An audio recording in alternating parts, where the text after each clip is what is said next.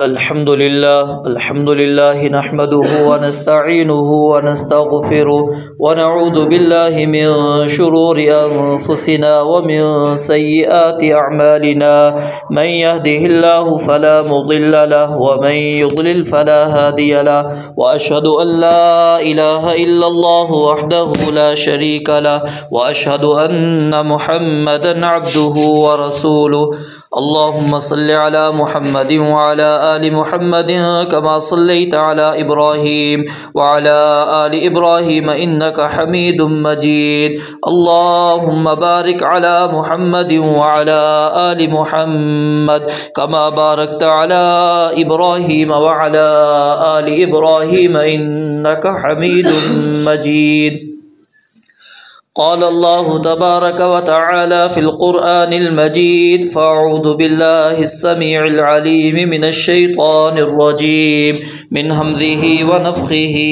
ونفثه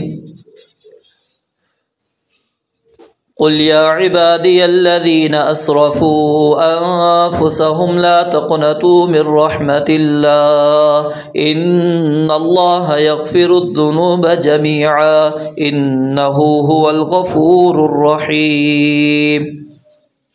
رب اشرح لي صدري ويسر لي أمري واحلل عقدة من لساني يفقهوا قولي رب زدني علما رب زدني علما رب زدني علما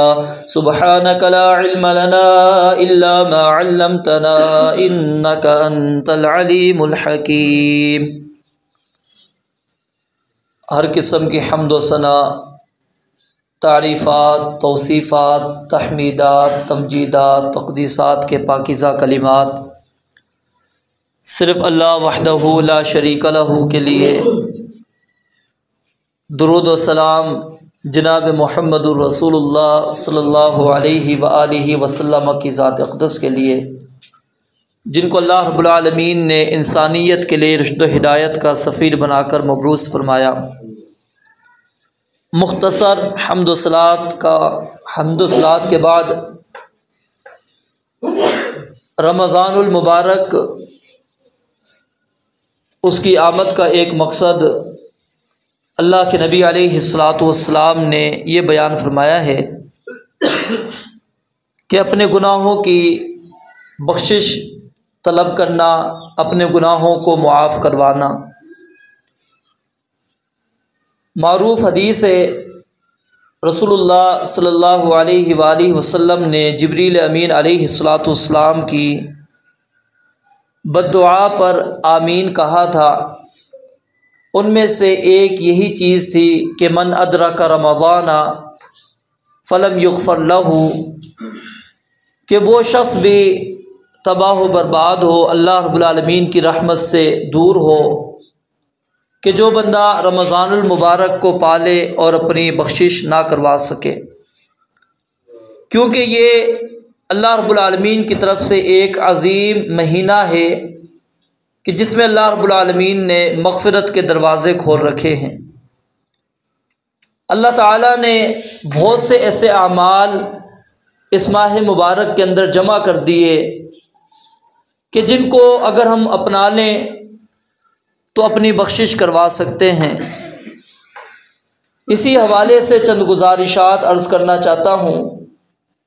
کہ اللہ رب العالمین کا یہ ہم پر عظیم احسان ہے، اللہ تعالیٰ کا ہم پر یہ عظیم فضل ہے کہ رب العالمین نے قرآن کریم کی کئی آیات میں اور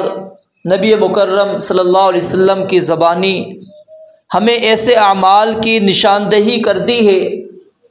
کہ اگر ہم ان اعمال کو اختیار کرتے ہیں اللہ تعالیٰ گناہوں کو معاف کر دیتے ہیں۔ گناہ یاد رکھیے دو قسم کے ہوتے ہیں، ایک کبیرہ گناہ اور ایک صغیرہ گناہ۔ کبیرہ گناہ اس کے لیے توبہ شرط ہوتی ہے، لیکن صغیرہ گناہ کے لیے توبہ شرط نہیں ہوتی، اور وہی کبیرہ گناہ بعض مرتبہ اکبر الکبائر بھی بن جاتا ہے، اور اسی طرح بعض مرتبہ صغیرہ گناہ پر ارتکاب مسلسل بندہ وہی کام کرتا رہے جو صغیرہ گناہ والا ہے، وہ بعض اوقات کبیرہ گناہ کا مرتکب ہو جاتا ہے۔ تو الغرض گناہ کسی بھی قسم کے ہوں، وہ انسان کو اللہ رب العالمین سے اس کی معافی طلب کرنی چاہیے، رب العالمین کے سامنے گڑ گڑانا چاہیے، رب العالمین کے سامنے اپنے گناہوں کا اعتراف کرنا چاہیے۔ اور نبی علیہ الصلاۃ والسلام نے فرمایا کہ اللہ تعالیٰ اس بندے سے اس سے بھی زیادہ خوش ہوتے ہیں کہ کوئی بندہ بیابان جنگل کے اندر چلا گیا اور سواری اس کے پاس موجود تھی، سواری پر ہی اس کا ساز و سامان موجود تھا، کھانے پینے والی ساری اشیاء۔ وہ بندہ تھوڑی دیر آرام کرنے کے لیے لیٹ جاتا ہے، جب آنکھ کھلتی ہے تو سواری موجود ہی نہیں ہے۔ اب وہ شخص اس بیابان جنگل کے اندر موجود ہے، دور تک کوئی آثار نظر نہیں آتے کہ کوئی انسان، کوئی چرند پرند وہاں پر موجود ہو کہ جہاں پر وہ جا کر سہارا لے سکے، اپنی زندگی کی جو باقی ایام ہے وہ گزار سکے۔ وہ بندہ جب اس حالت میں اٹھتا ہے، دیکھتا ہے کہ سواری موجود نہیں، تو وہ پریشان ہو کر نبی علیہ الصلوۃ والسلام نے فرمایا کہ وہ اپنی جگہ پر دوبارہ آ جاتا ہے، پھر لیٹ جاتا ہے اور موت کا انتظار کرنے لگتا ہے۔ پھر آنکھ لگ جاتی ہے اس بندے کی، اور پھر جب دوبارہ وہ آنکھ کھولتا ہے تو کیا دیکھتا ہے کہ وہی سواری اپنے ساز و سامان کے ساتھ وہیں پر موجود ہے، اور وہ بندہ اتنا خوش ہوتا ہے کہ وہ جملہ ہی ایک غلط جملہ اپنی زبان سے نکال دیتا ہے، لیکن اللہ رب العالمین اس بندے کو اس جملے پر بھی معاف کر دیتے ہیں، اور وہ کیا کہتا ہے کہ اللہ میں تیرا رب ہوں، تو میرا بندہ ہے۔ فرمایا کہ اللہ اشد، اللہ تعالیٰ یقیناً اس سے بھی زیادہ خوش ہوتے ہیں بتوبۃ العبد، بندے کی توبہ سے، کہ اللہ رب العالمین کے سامنے اگر کوئی بندہ آ کر توبہ کرے، رب کی طرف رجوع کرے، اللہ رب العالمین سے اپنے گناہوں کی معافی مانگ لے، اللہ رب العالمین اس سے بھی زیادہ اس بندے پر خوش ہوتے ہیں۔ اور پھر ایک حدیث مبارکہ کے اندر نبی علیہ الصلوۃ والسلام نے فرمایا کہ جب بندہ گناہوں کی معافی مانگتا ہے تو وہ اس بات کا اقرار کرتا ہے، وہ جانتا ہے کہ ان لہ ربا یغفر الذنب، کہ اس کا کوئی رب ہے کہ جو گناہوں کو معاف کرنے والا ہے، گناہوں کو وہ معاف کرتا ہے۔ وہ بندہ آتا ہے، رب سے توبہ کرتا ہے، استغفار کرتا ہے، پھر گناہ کرتا ہے، پھر دوبارہ اعتراف کرتا ہے، پھر اللہ کہتے ہیں، نبی علیہ الصلوۃ والسلام نے فرمایا کہ ان لہ ربا، کہ وہ جانتا ہے کہ اس کا رب موجود ہے۔ تو یعنی یہی احساس اگر ہمارے اندر پیدا ہو جائے کہ اللہ رب العالمین کی ذات ہی صرف گناہوں کو معاف کرنے والی ہے، اللہ کے علاوہ کوئی اور گناہوں کو معاف کرنے والا نہیں، یہی چیز، یہی احساس اگر ہم اپنے دلوں کے اندر پیدا کر لیں تو یقیناً یہ زندگی ہماری آسانی کے ساتھ گزر سکتی ہے اور ہم گناہوں سے پاک زندگی گزار سکتے ہیں۔ تو چند اعمال رسول اللہ صلی اللہ علیہ وآلہ وسلم نے جن کی طرف اشارہ کیا اور قرآن کریم کے اندر اللہ تعالیٰ نے اشارے کیے، وہ آپ کے سامنے میں اختصار کے ساتھ ذکر کرنے کی کوشش کرتا ہوں۔ پہلے رمضان المبارک کے حوالے سے ہی بات کر لیتے ہیں کہ اللہ کے نبی علیہ الصلوۃ والسلام نے فرمایا کہ من صام رمضان ایمانا واحتسابا غفر له ما تقدم من ذنبه، کہ جو شخص رمضان المبارک کے روزے ثواب کی نیت کے ساتھ اور ایمان کے ساتھ رکھتا ہے، اللہ تعالیٰ اس کے پچھلے سارے گناہوں کو مٹا دیتے ہیں۔ ومن قام رمضان ایمانا واحتسابا غفر له ما تقدم من ذنبه، اور جو بندہ رمضان المبارک کا قیام کرتا ہے، اللہ رب العالمین اس بندے کے سارے گناہوں کو معاف کر دیتے ہیں۔ ومن قام لیلۃ القدر ایمانا واحتسابا غفر له ما تقدم من ذنبه، اور جو لیلۃ القدر کا قیام کرتا ہے ثواب کی نیت سے، ایمان کے ساتھ، اللہ رب العالمین اس کے سارے گناہوں کو معاف کر دیتے ہیں۔ تو یہ رمضان المبارک میں دیکھیں اللہ تعالیٰ نے کتنے مواقع ہمیں دے دیے کہ جن سے ہم اپنے گناہوں کی معافی کروا سکتے ہیں۔ اور اسی طرح نبی مکرم صلی اللہ علیہ وآلہ وسلم نے نماز کے لیے ہم وضو کرتے ہیں یا پھر عام وضو ہم کرتے ہیں، آپ علیہ الصلوۃ والسلام نے فرمایا جو بندہ اچھی طرح وضو کرتا ہے، سنت کے مطابق وضو کرتا ہے اور اس کے بعد صرف 2 رکعتیں ادا کرتا ہے، اور ان 2 رکعتوں میں کوئی وسوسہ، کوئی خیال اس کے ذہن میں نہیں آتا،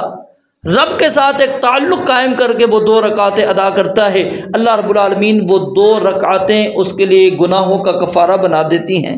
اور اسی طرح نبی علیہ الصلوۃ والسلام نے فرمایا کہ جو بندہ وضو کر کر آتا ہے، الا ادلکم ما یمحو اللہ بہ الخطایا ویرفع بہ الدرجات، کہ اللہ تعالیٰ تمہاری خطاؤں کو مٹا دے، تمہارے درجات کو بلند کر دے، کیا ہمیں بتلاؤ نہیں؟ صحابہ نے کہا کیوں نہیں اللہ کے نبی علیہ الصلوۃ والسلام ہمیں بتائیں۔ آپ نے فرمایا کہ مکمل وضو کرنا نہ چاہتے ہوئے انسان کا دل نہیں کرتا، بس اوقات جیسے کہ ٹھنڈ کا موسم ہو، سردی کا موسم ہو، تو اس میں ٹھنڈا پانی انسان کے پاس ہو، گرم پانی کی سہولت موجود نہ ہو، انسان کا دل نہیں چاہتا، لیکن وہ کرتا ہے،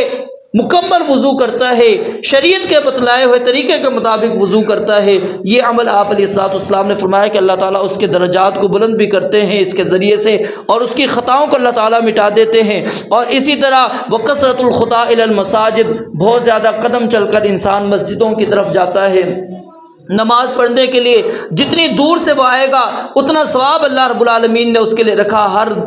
قدم کے بدلے میں اللہ رب العالمین اس کے درجے کو بھی بلند کر رہے ہیں، اس کے گناہوں کو بھی اللہ رب العالمین مٹاتے چلے جا رہے ہیں۔ اور اسی طرح وانتظار الصلاۃ بعد الصلاۃ، ایک نماز کے بعد دوسری نماز کا انتظار کرنا، اس کا معنی مسجد کے اندر بیٹھنا نہیں، بلکہ معنی کیا ہے کہ انسان اس احساس کے ساتھ اس مسجد سے نکلے کہ میں نے ابھی ظہر کی نماز پڑھی ہے، میں عصر کی نماز کے لیے مسجد میں آؤں گا، اپنی ساری مصروفیات کو ترک کر چھوڑ کر میں آؤں گا، باجماعت نماز ادا کروں گا۔ یہ انتظار الصلاۃ بعد الصلاۃ ہے کہ نماز کے بعد اگلی نماز کا اس شخص کو انتظار موجود ہے۔ اور اسی طرح نبی علیہ الصلوۃ والسلام نے سورۃ الفاتحہ، جس کو آج ہم نے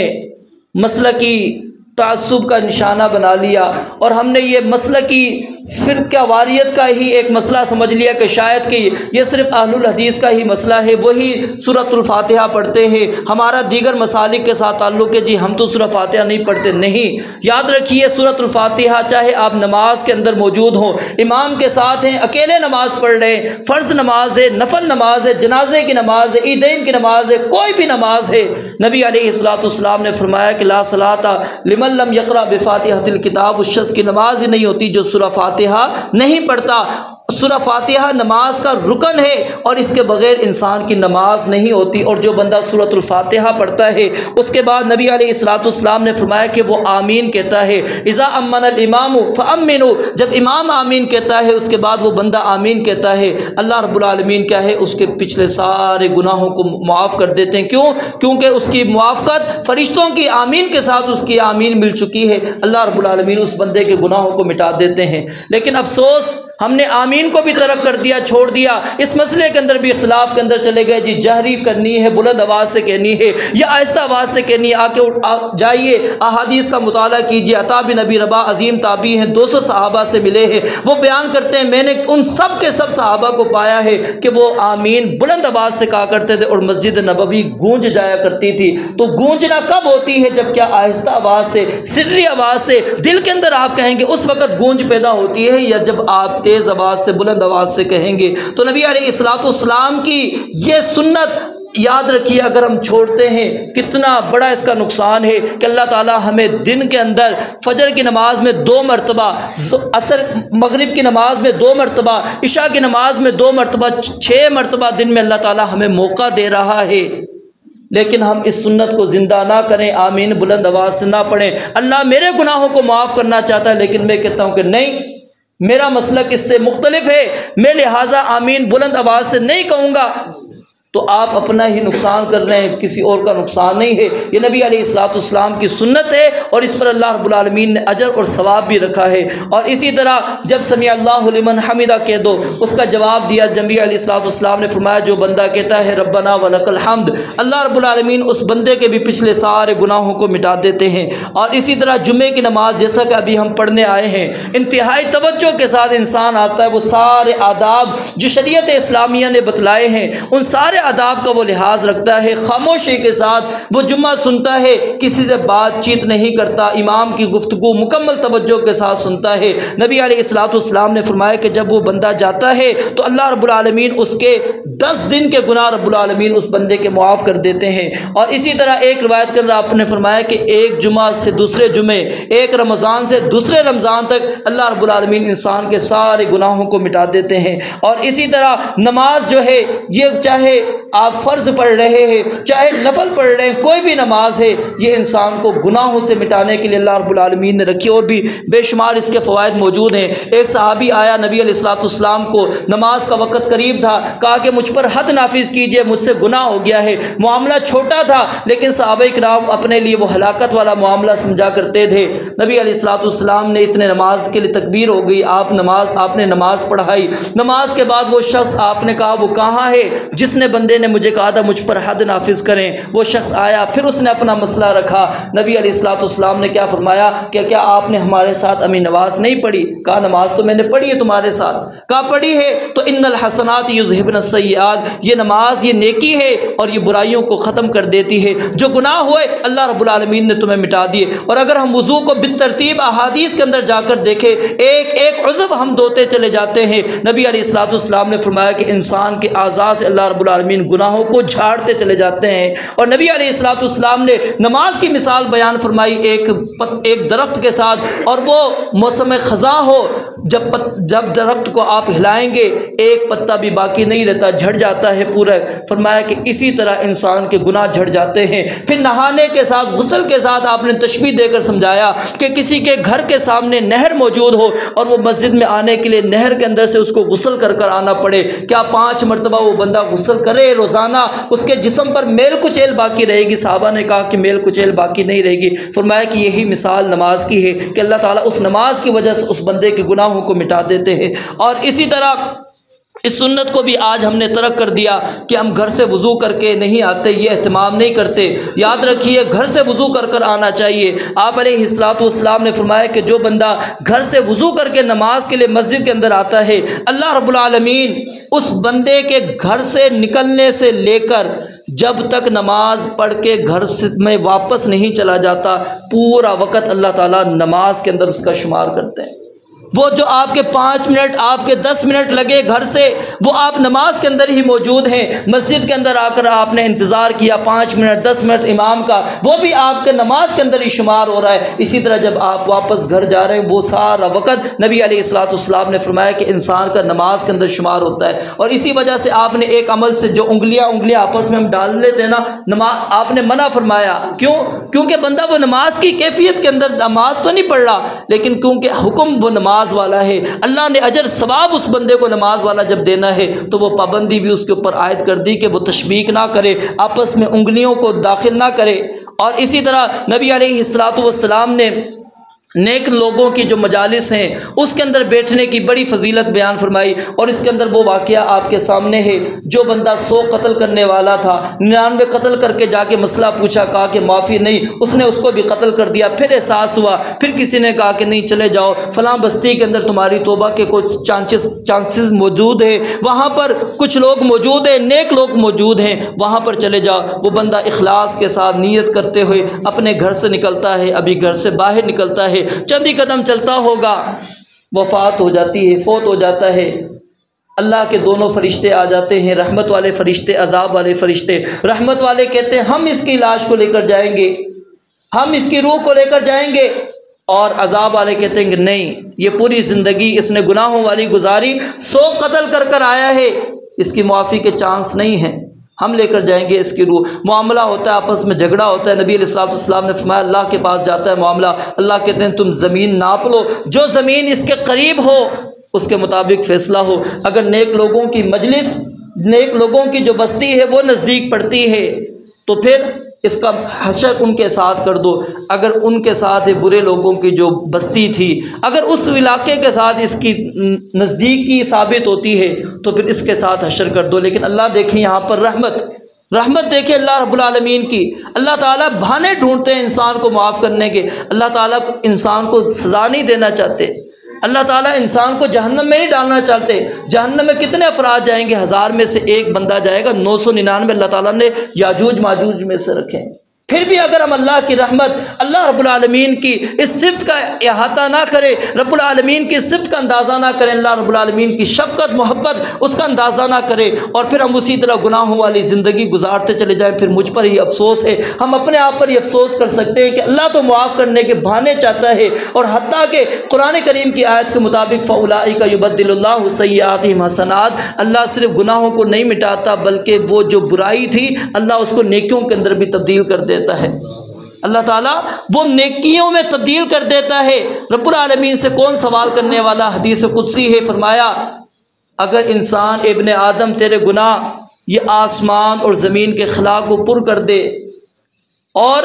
ثم لقیتنی لا تشرک بی شیئا، لیکن ایک شرط ہے، ایک شرط، وہ کیا ہے؟ شرک نہ ہو، تو مجھ سے اس حال میں ملے، تو نے مجھے ساتھ شریک نہ بنایا ہو۔ فرمایا کہ ولا ابالی، مجھے کوئی پرواہ نہیں، کہ لاتیتھا مغفرتاً، میں تجھے مغفرت کے ساتھ، معافی کے ساتھ آ جاؤں، میں تجھے معاف کر دوں، مجھے کوئی پرواہ نہیں۔ لیکن اگر ساری نیکیوں سے بھری ہوئی ہے، یہ پورا خلا نیکیوں سے پر ہے، شرک موجود ہے، تو یہاں پر بھی یہ چیز بھی ذہن میں رکھنی چاہیے۔ فرمایا کہ میں تیرے ساری نیکیوں کو برباد کر دوں گا، ولا ابالی، اور مجھ سے کوئی پوچھنے والا نہیں، مجھے کوئی پرواہ نہیں ہے کہ میں نے اس کی نیکیاں کیوں برباد کی، اور اس کو کیوں اٹھا کے میں نے جنت کے اندر ڈالا، اس کو کیوں جہنم کے اندر ڈال دیا، مجھ سے کوئی سوال کرنے والا نہیں۔ اللہ رب العالمین انسان کو معافی کے مواقع دیتے ہیں۔ اذکار نبی مکرم صلی اللہ علیہ وسلم نے ہمیں سکھائے، ہم اس چیز کے اندر بھی ہمیں بڑی جلدی ہوتی ہے۔ کم از کم آپ سبحان اللہ، الحمدللہ، اللہ اکبر، یہ تو آپ کم از کم پڑھ کے چلے جائیا کرے۔ 33 مرتبہ کتنے منٹ آپ کے لگیں گے؟ نبی علیہ الصلوۃ والسلام نے فرمایا جو بندہ یہ جملے کہتا ہے، اللہ رب العالمین اگر سے جھاگ کے برابر، سمندر کے جھاگ کو کوئی بندہ شمار نہیں کر سکتا، نہ کسی کے علم میں ہے، اور نہ قیامت تک کوئی بندہ احاطہ کر سکتا ہے کہ سمندر کے جھاگ کتنے ہیں۔ فرمایا اگر اتنے بھی تمہارے گناہ موجود ہیں، اللہ رب العالمین مٹا دیں گے۔ اور اسی طرح جو بندہ سبحان اللہ و بحمدہ 100 مرتبہ کہتا ہے، اللہ رب العالمین اس بندے کے سارے گناہوں کو مٹا دیتے۔ صحیح بخاری کی روایت ہے۔ اور اسی طرح نبی علیہ الصلوۃ والسلام نے فرمایا کہ یہ کلمات سبحان اللہ و بحمدہ، سبحان اللہ العظیم، زبان پر بڑے ہلکے ہیں لیکن میزان کے اندر، ترازو کے اندر بڑے بھاری ہیں۔ اللہ رب العالمین نے اس کا اجر ثواب، رب العالمین نے اس کا بڑا عطا کرنا ہے انسان کو۔ اور اسی طرح نبی علیہ الصلوۃ والسلام نے وہ کلمہ لا الہ الا اللہ وحدہ لا شریک لہ لہ الملک و لہ الحمد وہو علی کل شیء قدیر، فرمایا کہ جو بندہ 100 مرتبہ دن میں پڑھ لیتا ہے تو وہ 10 اس نے غلام گویا کہ آزاد کیے، اس بندے کے لیے 100 نیکیاں لکھی جاتی ہیں، 100 گناہ مٹا دیے جاتے ہیں، اور پورا دن اللہ رب العالمین اس بندے کو شیطان سے محفوظ رکھتے ہیں، یہاں تک کہ وہ شام کر لے۔ اور اللہ کے نبی علیہ الصلوۃ والسلام فرماتے ہیں کہ اس سے افضل انسان کوئی اور نہیں جس نے عمل کیا ہو، ہاں الا یہ کہ کسی نے اور زیادہ نیکیاں کر لی ہو تو وہ الگ معاملہ ہے، لیکن یہ ایک افضل ترین عمل کرنے والا انسان ہے کہ جو 100 مرتبہ صبح پڑھتا ہے، پھر اسی طرح شام کو جو بندہ 100 مرتبہ یہ پڑھتا ہے۔ اور اسی طرح نبی علیہ الصلوۃ والسلام نے ہمیں یہ بات بھی بیان فرمائی کہ جب بندے سے گناہ ہو جائے تو اس گناہ کے اوپر وہ ڈٹے نہیں بلکہ فوراً اللہ رب العالمین کی طرف رجوع کرے، اللہ رب العالمین کی طرف آ جائے۔ تو جب بندہ اس کیفیت میں اللہ رب العالمین کے سامنے گناہ ہونے کے بعد آ جاتا ہے تو پھر اللہ رب العالمین کی، جیسا کہ وہ حدیث میں نے آپ کے سامنے بیان کی، انسان کو، اللہ رب العالمین کو اس انسان کی واپس پلٹ آنے کی اللہ رب العالمین کو بڑی خوشی ہوتی ہے کہ اس بندے کو یہ احساس تو ہو گیا کہ گناہ ہو گیا، شیطان نے نافرمانی کروا دی، معصیت کروا دی، لیکن اللہ رب العالمین سے میں معافی طلب کر لوں۔ اور اسی طرح اللہ رب العالمین ہمیں کچھ مصائب کے اندر، کچھ تکالیف کے اندر مبتلا کر لیتے ہیں، تو یہ مصائب، یہ تکالیف یاد رکھیں، وہ چاہے چھوٹی سی چھوٹی تکلیف ہے یا بڑی سے بڑی تکلیف ہے، ہمارے گناہوں کی کفارہ بنتی ہے۔ حتیٰ کہ آپ نے فرمایا کہ جو پاؤں میں آپ کے کانٹا چبھتا ہے وہ کانٹا بھی تمہارے لیے گناہوں کا کفارہ بنتا ہے۔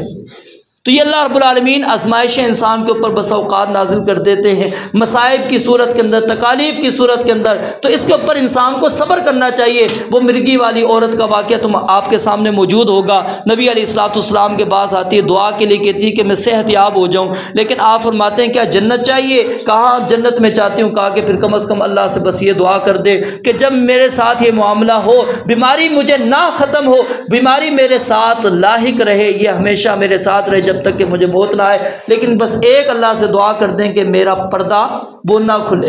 دیکھیں صحابیہ صبر کر رہی ہے کس پر؟ بیماری پر۔ کیا وجہ ہے کہ اللہ نے اس بیماری کے بعد مجھے جنت دینی ہے۔ اللہ نے اگر بینائی کی نعمت سے محروم کر دیا اس بندے پر، یہ اللہ کی عظیم نعمت ہے، اللہ رب العالمین نے لے لی، واپس چھین لی، یا نہیں تھی بندے کے پاس، اس بندے نے صبر کیا، نبی علیہ الصلوۃ والسلام نے فرمایا اس کے بدلے میں بھی اللہ رب العالمین جنت اس کو عطا کرتے ہیں، اس کے گناہوں کو اللہ رب العالمین مٹا دیتے ہیں۔ اور بھی کئی واقعات احادیث موجود ہیں جو گناہوں کی طرف انسان کی، یعنی کہ جو مصائب ہیں، پریشانیاں ہیں، تکالیف ہیں، وہ چھوٹی سے چھوٹی یا بڑی سے بڑی، وہ سارے کے سارے انسان کے لیے گناہوں کا کفارہ بنتی ہیں۔ اور اسی طرح نبی مکرم علیہ الصلوۃ والسلام نے فرمایا کہ خاص طور پر کچھ بیماریوں کا آپ نے ذکر کیا، جیسے طاعون کی بیماری ہے، یا پھر اسی طرح وہ خواتین جو کیا نام ہے بچے کی ولادت کے وقت وہ فوت ہو جاتی ہیں، ان کے لیے بھی نبی علیہ الصلوۃ والسلام نے یہی اجر اور ثواب بیان کیا۔ اور اسی طرح جس بندے کو اگر دنیا کے اندر اللہ رب العالمین کسی جرم کی سزا دے دیتے ہیں، اس کا جرم واضح ہو جاتا ہے کسی کے سامنے اور پھر اس کو سزا مل جاتی ہے، تو اللہ رب العالمین اس گناہ کو بھی معاف کر دیتے ہیں، مٹا دیتے ہیں، پھر اس کا اللہ رب العالمین نے قیامت والے دن حساب و کتاب نہیں کرنا۔ پھر اسی طرح عشرہ جو 10 ذی الحج کے ایام ہوتے ہیں، یہ فضیلت والے ایام ہیں، اس کی فضیلت میں نبی علیہ الصلوۃ والسلام نے فرمایا کہ انسان کے گناہوں کو اللہ رب العالمین مٹاتے۔ پھر عرفہ کے روزے کا ہے، پھر اسی طرح محرم الحرام، 9 محرم الحرام، 10 محرم الحرام، اس کے روزے کی اہمیت، اس کی فضیلت، الغرض اور بھی بے شمار چیزیں موجود ہیں جن کی طرف نبی مکرم علیہ الصلوۃ والسلام نے اپنی احادیث مبارکہ میں اشارہ کیا، اور نبی علیہ اللہ تعالیٰ نے قرآن کریم کے اندر ذکر کیے ہیں۔ تو میرے بھائیوں، یہ چیزیں اللہ تعالیٰ نے جو ہم پر بیان کی ہیں، یہ اعمال اگر ہم اپناتے ہیں، اور اس میں سے کچھ اعمال ہم کرتے بھی رہتے ہیں، اگر اس یقین کے ساتھ آپ یہ زندگی کے اندر عملوں کو اختیار کر لیں، تو یقیناً یہ ماہ مبارک جو مقصد ہے آنے کا کہ اللہ رب العالمین ہماری مغفرت کرنا چاہتے ہیں، اللہ تعالیٰ ہمیں معاف کرنا چاہتے ہیں، تو وہ اللہ رب العالمین کی طرف سے انسان کو معافی مل سکتی ہے۔ ایک اور چیز یہاں پر ذہن میں رکھ لیجئے، رب العالمین کے ساتھ دعاؤں کا سلسلہ، اس چیز کو ختم نہ کریں۔ اپنے گناہوں کا اعتراف، یہ چیز اللہ رب العالمین کو بہت زیادہ انسان کی پسند ہے کہ اللہ تعالیٰ آ کے اعتراف کرے، ربنا ظلمنا انفسنا وان لم تغفر لنا وترحمنا لنکونن من الخاسرین۔ کیا ہے؟ رب انی ظلمت نفسی فاغفر لی فانہ لا یغفر الذنوب۔ یہ کیا چیزیں ہیں؟ سیدنا موسیٰ علیہ السلام بھی اللہ سے گناہ کا اعتراف کر رہے ہیں، سیدنا آدم علیہ السلام بھی گناہ کا اعتراف کر رہے ہیں۔ یہ گناہ کا اعتراف کرنا رب کے سامنے، یہ کوئی بندے کی ذلت اہانت نہیں ہے، یہ رب کے سامنے بندے کی عاجزی انکساری کا اظہار ہے کہ وہ بندہ رب کے سامنے آتا ہے، رب سے معافی مانگ رہا ہے کہ اللہ میں نے گناہ کیا ہے، تو جانتا ہے اس گناہ کو، تیرے سوا کوئی نہیں جانتا۔ اور یاد رکھیں، جن گناہوں پر اللہ نے عیب ڈالا ہوا ہے، پردہ ڈال رکھا ہے، وہ کبھی بھی لوگوں کے سامنے واضح نہ کریں۔ ہماری ایک گندی عادت ہو چکی ہے کہ ہم اپنے گناہوں کو خود لوگوں کے سامنے بیان کرتے ہیں۔ اللہ رب العالمین نے پردہ ڈال دیا، میرے سے گناہ ہوا، نافرمانی ہوئی، اللہ نے پردہ ڈال دیا، تو اس کے اوپر پردہ ہی ڈالے رکھیں، رب کے ساتھ بس اپنے تعلق کو قائم رکھیں۔ قیامت والے دن بھی نبی علیہ الصلوۃ والسلام نے فرمایا کہ اللہ ایک بندے کو قریب کریں گے اور اس سے باتیں کریں گے اور فرمائیں گے کیا تو نے پڑھ لیا جو تجھے نامہ اعمال ملا؟ اس نے کہا ابھی تو نہیں پڑھا میں نے۔ کہا کہ اس کے اندر یہ گناہ تمہارے لکھے میں، کیا تم نے کیے؟ کہا کہ ہاں میں نے سارے کیے۔ اعتراف کرتے ہو؟ کہتا ہے ہاں میں اعتراف کرتا ہوں، ہر گناہ کا اعتراف کرتا چلا جائے گا۔ فرمایا کہ نبی علیہ الصلوۃ والسلام فرماتے ہیں کہ اللہ تعالیٰ فرمائیں گے بندے دنیا میں بھی کسی اس گناہ کے بارے میں کسی کو پتہ نہیں چلا، آج پوری کائنات موجود ہے، یہاں پر بھی کسی کو بھی میں نے تیرے ان گناہوں کے بارے میں نہیں بتلایا۔ میں جس طرح دنیا میں پردے ڈالے، آج یہاں پر آخرت میں تیرے گناہوں پر پردے ڈالتا ہوں، تجھے جنت کے اندر داخل کرتا ہوں۔ تو میرے بھائیوں، یہ اللہ رب العالمین ایسے بندے کو معاف نہیں کرتے جو بندہ مجاہر میں ہوتا ہے، اپنے گناہوں کو واضح کرتا ہے، لوگوں کے سامنے کھول کھول کر بیان کرتا ہے کہ میں نے یہ گناہ کیا، میں نے یہ گناہ کیا۔ جو گناہ ہو گئے بس رب کے ساتھ تعلق قائم کرے۔ سید الاستغفار ہے، اس کو کثرت کے ساتھ پڑھیں، پھر اسی طرح جو کلمات استغفار ہے اس کو پڑھیں۔ لیکن ایک جملہ یہاں پر جو ہم پڑھتے ہیں استغفر اللہ واتوب الیہ، یہ واتوب الیہ علماء کہتے ہیں یہ پڑھتے وقت احتیاط کرنا چاہیے انسان کو کہ واقعی اگر وہ توبہ کرتا ہے تو پھر تو وہ پڑھے، اگر اس نے گناہ کرنا ہے، اس کو پتہ ہے میں نے اس کے بعد پھر نافرمانی کرنی ہے، پھر اتوب الیہ نہ پڑھے، وہ پھر کیا پڑھے؟ رب اغفر وتب علیہ، کہ اللہ تو مجھے معاف کر، مجھ پر رجوع کر لے۔ یہ دعا کرے اللہ رب العالمین سے، یہ نہ کہ اتوب الیہ۔ یہاں پر اقرار کرتا ہے بندہ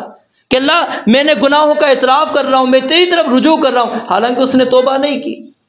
تو یہ کلمات ادا کرتے وقت انتہائی احتیاط کرنی چاہیے، اس کو دعائیہ کلمات کے اندر لے کر آ جائیں، جیسا کہ میں نے آپ کے سامنے بیان کیا۔ اور بھی کئی دعائیں موجود ہیں احادیث مبارکہ کے اندر، تو ان کلمات کو کثرت کے ساتھ اپنائیے، اور اپنے لیے، اپنے عزیز و اقارب، اپنے رشتہ دار، اپنے دوست احباب، اپنے فوت شدگان، سب کو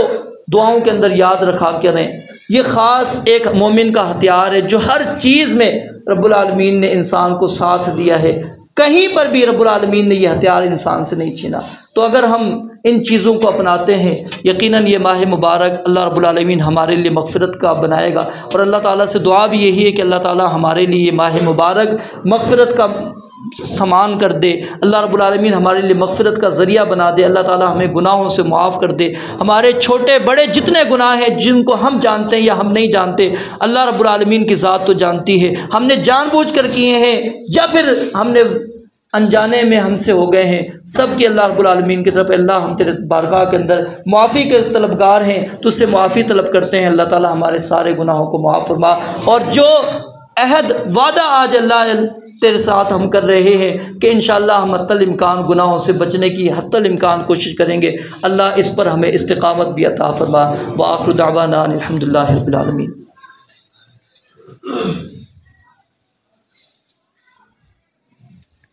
الحمدللہ نحمده ونستعینه ونستغفره ونعوذ باللہ من شرور انفسنا ومن سیئات اعمالنا، من يهده الله فلا مضل له ومن يضلل فلا هادي له، واشهد ان لا اله الا الله وحده لا شريك له، واشهد ان محمدا عبده ورسوله۔ اللهم صل على محمد وعلى ال محمد كما صليت على ابراهيم وعلى ال ابراهيم انك حميد مجيد، اللهم بارك على محمد وعلى ال محمد